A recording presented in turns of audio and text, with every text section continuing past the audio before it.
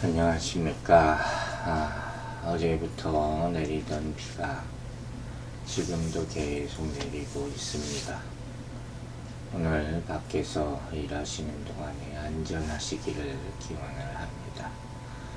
오늘 우리가 읽을 말씀은 욥기 1장 13절부터 말씀인데, 참 우리가 사실 상상하기도 싫은 그런 일들이 욥의 인생 가운데 벌어지는 그런 모습을 보게 됩니다. 여러분, 욥기를 보면서 제가 불현듯 생각이 나서 또 한 가지 말씀을 잠깐 드립니다. 이 욥기는 공부하는 책이 아니에요. 노트도 하지 마세요. 그냥 마음으로 콩 하고 느끼는 그런 게 있어야 됩니다. 저도 욥기를 통해서 하나님을 그렇게 만났거든요. 그러면 하나님은 우리와 멀리 계십니다. 멀리 떨어져 하늘나라, 그죠? 우리가 죽기 전에는 못 가는 거죠. 손에 닿을 수 없는 곳에 계신 분이 하나님이시죠. 그래서 그분이 뭘 하시고 계신지 우리가 알 수가 없어요. 그러나 동시에 내 마음에 계십니다. 믿어지십니까? 즉 성령이 깨닫게 해주시지 않으면 이 책을 통해서 의문과 고난이 더 심화될 수도 있습니다. 왜? 모르던 고난의 비밀까지 알게 되기 때문에. 그러므로 여러분, 그냥 시를 읽듯이 읽어 나가시기 바랍니다. 이 시가서라고 했잖아요. 그 대신에 말씀마다 여러분의 소감이 있게 되기를 바랍니다. 느낀 점이요. 자, 본문 13절 14절 말씀을 읽어보겠습니다. 하루는 욥의 자녀들이 그 마다들의 집에서 음식을 먹으며 포도주를 마실 때 사환이 욥에게 와서 아뢰되 소는 밭을 갈고 나귀는 그 곁에서 풀을 먹는데. 오늘 본문을 17절 쭉 읽고 19절까지 읽고 나서 여러분 어떤 마음이 든지 모르겠어요. 먼저 말씀드립니다. 이런 일이 일어나지 않게 되기를 바랍니다. 그런 인생은 모르는 거죠. 제가 성경을 읽으면서 여러분 자신을 그 상황에 대입해보라 하는 말을 자주 합니다. 근데 이런 상황은 대입 안 해봐도 됩니다. 성령이 깨닫게 해주시는 방법은 여러 가지입니다. 자, 오늘 본문부터 다시 한번 장면이 전환된다는 것부터 우리가 발견할 수 있어야 돼요. 그죠? 하늘에서 땅으로, 천상에서 회의가 열렸는데 이제 땅의 모습을. 그 욥기 전반부는 이 땅, 하늘, 이 땅 이렇게 왔다 갔다 하는 모습이 보이죠. 차라리 저는 이런 생각도 했어요. 우리가 하루에 한 번이라도 이렇게 하늘을 보고 땅을 보고 이러면 좋겠다. 아마도 그러면 최소한 절대 하늘에 계신 하나님을 잊지 않게 되지 않겠습니까? 자, 이제 하루는 하고 본문이 시작돼요. 두려운 하루가 시작이 됩니다. 4절에 따르면 자식들의 생일이면 모두가 모여서 잔치를 베풀었다고 그랬어요. 이날은 아마도 마다들의 생일이었던 것으로 추측해 볼 수 있습니다. 이 즐거운 날에 비극이 시작되는 것입니다. 본문에는 포도주를 마셨다 하는 말씀이 나오죠. 이제 오래전에는 이 욥의 고난, 가족들이 이렇게 다 죽는 이 고난이 포도주가 문제였다고 생각한 적도 있었어요. 술 마시고 취하고 방탕한, 그래서 사단이 난 것이 아니냐. 하지만 이러한 모습은 다 하나님이 주신 풍요의 상징이 아닙니다. 만약에 이러한 것으로 욥과 가족들의 아픔의 원인을 따지기 시작한다면 또 이 이야기를 인과관계에 그냥 붙잡아 놓는 거예요. 나중에 나올 욥의 친구들의 비판과 크게 다를 게 뭐가 있겠습니까? 어쨌든 간에 첫째 아들의 생일 잔칫날 비극이 시작됩니다. 왜 하필이면 이런 날인지 모르겠습니다. 가문의 대를 이을 장자의 생일날 모든 자녀와 재산을 잃는 비극을 맞이하게 됩니다. 가족이 폭망한 겁니까?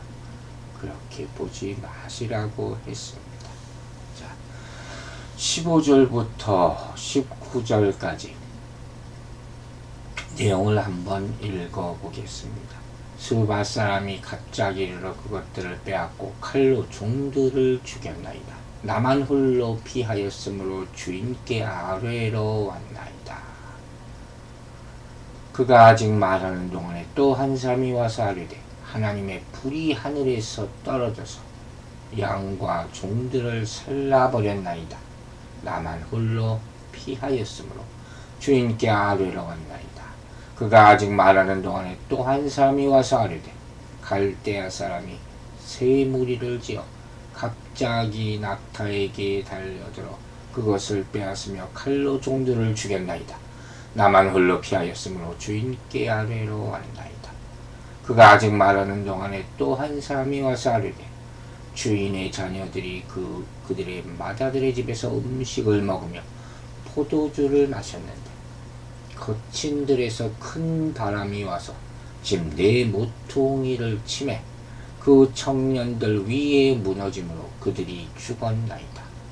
나만 홀로 피하였으므로 주인께 아뢰러 왔나이다 한지라. 자, 비극입니다. 생각해 봅시다. 얼마나 황망한 일이 일어난 겁니까? 무슨 말을 할 수가 있겠습니까? 먼저 이 재앙이 닥친 말씀 13절에서 19절 말씀을 보면 흥미로운 인물이 한 사람씩 꼭 나타납니다. 바로 사환입니다. 이 말씀은 재난을 통보한 메신저가 있었다 하는 것을 눈에 띄게 봅니다. 그리고 이 종들은 사건이 발생하자마자 바로 욥에게 와서 그 사건의 전모를 보고합니다. 14절에서는 사환, 16절과 17절에서는 또 한 사람이 와서 자, 뭘 의미하겠습니까? 하나님은 이 일을 알고 계신다 하는 거예요. 그리고 욥에게, 우리에게 무언가 메시지를 전하려는 것이에요. 재앙이 일어날 때마다 한 명의 종이 살아남아서 그 소식을 전하고 있는 그런 모습이에요. 여러분, 재앙은 있습니다. 마지막 때 심판도 있습니다. 그런데 이 세상이 멸망할 때까지 하나님은 누군가 메신저를 남겨두십니다. 한 명의 구원을 위해서. 그게 복음입니다. 그 사람에게는 복음의 시작이 될 수도 있는 것입니다. 이제 욥이 당한 고난의 내용을 봅시다. 13절부터 19절까지 내용을 보면 소유, 가축과 종이죠. 다 습격당해서 잃어버리고 자녀를 잃어버리고 참 엄청난 일이죠. 이유는 어떤 겁니까? 자연재해와 강도의 습격으로 인해서. 순서적으로 15절부터 종들이 죽습니다. 스바 사람들의 공격으로 강도죠. 16절에 양과 종이 죽습니다. 하늘에서 불이 내려왔습니다. 17절에 낙타 종들이 죽습니다. 갈대아 사람들의 공격. 19절에는 큰 바람으로 말미암아 욥의 자녀들이 다 죽습니다. 이 재앙들의 모습을 접목한 특징을 봅니다. 첫 번째로 갑자기 일어난 그런 일이었습니다. 마른 하늘에 날벼락 이런 말이 있어요. 이 자연재해 앞에 우리는 무기력합니다. 인간은 무력합니다. 지금도 많이 느끼는 것이죠. 강도의 습격, 도적, 방망하지만 일어날 수가 있습니다. 두 번째 이 재앙의 특징은 뭐겠습니까? 연속적으로 일어납니다. 참 숨 돌릴 틈도 없습니다. 계속해서 재앙의 소식이 들립니다. 심장마비가 걸릴 정도일 겁니다. 이렇게 하루 사이에 계속 재앙의 소식을 들으면 이걸 어떻게 감당하겠습니까? 여러분, 사탄은 우리를 공격할 때 한 번으로 끝내지 않습니다. 상대가 KO 당할 때까지 계속 한다는 것 잊지 말아야 합니다. 이 장면이 정말 무슨 영화나 뉴스에서나 볼만한 그런 일이죠. 자연재해로 말미암아 쓰나미가 와서 다 떠내려가는 것, 교통사고로 말미암아 일가족이 다 죽는, 정말 생각하기도 싫은 그런 재앙입니다. 옛날에 라이언 일병구하기라는 그런 전쟁 영화가 있었어요. 자식을 다 전쟁터에 보내고 하나하나 죽어갑니다. 한 명을 구하기, 한 명이라도 살리기 위해서. 그게 영화의 띠이 되는 거예요. 참. 그래서 자식이 죽을 때마다 와서 병사가 앓습니다. 이런 소식을 전하게 돼서 참 유감입니다. 그리고 이렇게 하루하루 하나하나 중요한 것들을 잃어버리게 되죠. 하루에 4번이나. 그리고 한 가지 모습을 또 발견합니다. 이 가운데 하나님은 침묵하고 계십니다. 16절에 보면 하나님의 불이 모든 것을 태워버렸다 했어요. 하늘에서 불이 내려요. 이건 무슨 얘기입니까? 하나님이 주관하고 계시다는 것 아닙니까? 하나님이 간섭하고 계시다는 것 아닙니까? 이해할 수가 없습니다. 여러분, 이 상황 가운데서 과연 어디서 위안을 찾을 것입니까? 지금 이 상황 가운데서 무슨 믿음을 논하고 인내를 논하고 할 수가 있겠습니까? 없습니다. 이렇게 되면 하나님을 찾을 겨를도 없습니다. 원망만 할 수밖에 없고 허탈하고 넋을 놓을 수밖에 없는 그런 상황입니다. 자, 그러나 우리는 그렇게 하고 있기만 하면 안 됩니다. 여기서 냉정하게 정신을 차려야 합니다. 다시 관점을 바꿔봅시다. 재앙에서 하나님으로, 땅의 이야기에서 다시 하늘의 이야기로. 여러분, 우리는 이미 하나님이 허락하신 시험이라는 명제에 대해서 생각해 봤습니다. 또 내가 가지고 있다고 해서 내 것이 아니라는 것도 압니다. 세상의 소유는 있다가 없어지는 것이라고 했습니다. 이론적으로만 생각하지 않게 되기를 바랍니다. 우리는 무언가를 조금만 잃어버려도 매우 아까워하죠.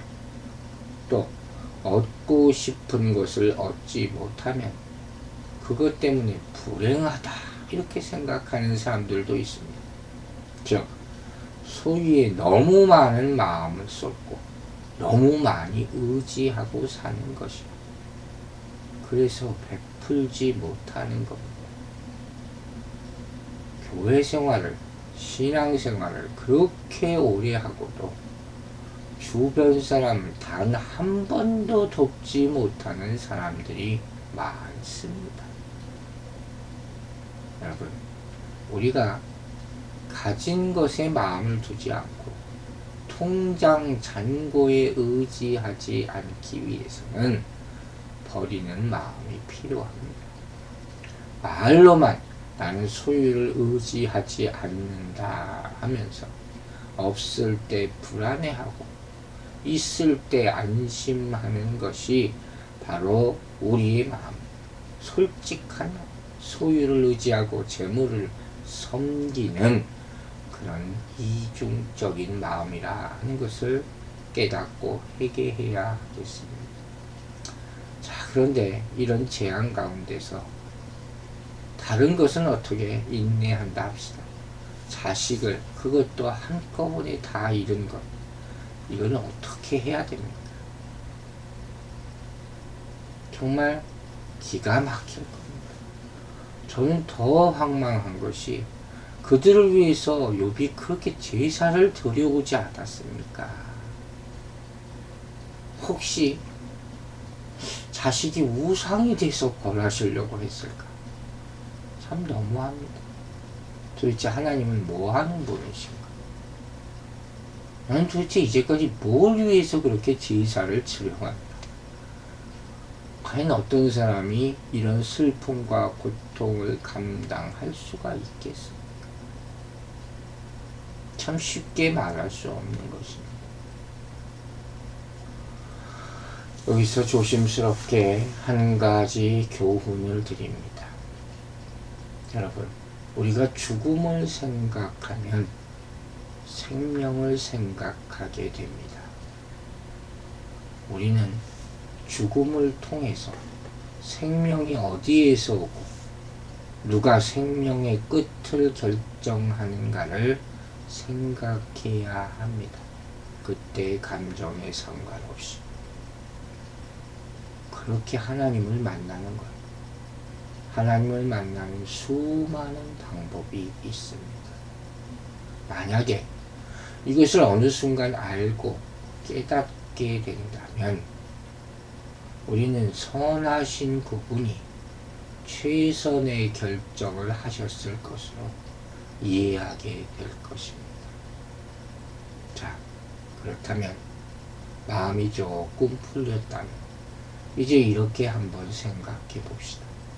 우리는 무엇부터 버릴 수가 있습니까? 무엇부터 가질까가 아니라 무엇부터 버릴 수 있을까? 누가 뺏어가기 전에 물질, 명예, 건강, 생명 이런 것들 우리가 다 영원히 갖기를 원하는 것들. 자, 여러분은 이것 중에 선택하라면 무엇부터 버릴 수가 있겠습니까? 여러분, 아프면 고통이 되는, 시험이 되는 것, 이런 것들이 있죠. 못 버립니다. 오늘 본문 같은 갑작스럽게 온 재앙, 생각도 못합니다. 이렇게 생각을 해봅시다. 우리가 물질을 잃어버려도 건강을 가지고 있으면 아직 많은 것을 가지고 있는 것입니다. 무엇이든지 매달리지 맙시다. 왜? 그 매달리는 것으로 하나님께 물으시는 거예요. 사탄이 공격하는 거예요. 어차피 놔야 될 것입니다. 욥은 재산도 있고 가족들도 있고 나중에 몸도 피해를 봅니다. 이 와중에 한 가지 잃어버리지 않아야 할 것이 있습니다. 정신을 잃어버리면 안 됩니다. 우리는 연약한 존재예요. 그러나 분명 이 시험은 단계적입니다. 감당할 수 없는 것을 주신 것이 아닙니다. 이 순간에도 믿음의 눈으로 하나님을 바라볼 수 있겠습니까? 거기에 여호와 하나님의 눈이 발견된다면 그때 은혜가 나타나게 될 줄로 믿습니다. 기도하겠습니다.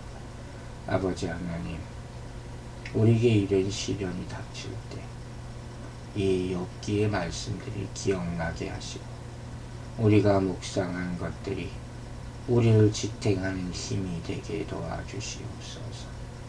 그 아픔과 고통이 우리 인생 가운데 있었습니다. 특히 많은 상실의 아픔들.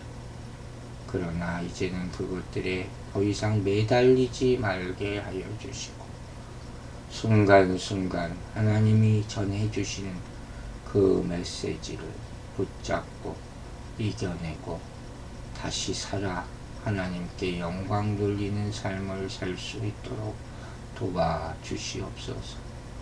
모든 상황과 말씀을 통해서 깨닫게 해주시는 하나님께 영광 돌리며 예수 그리스도 이름으로 기도했습니다. 아멘.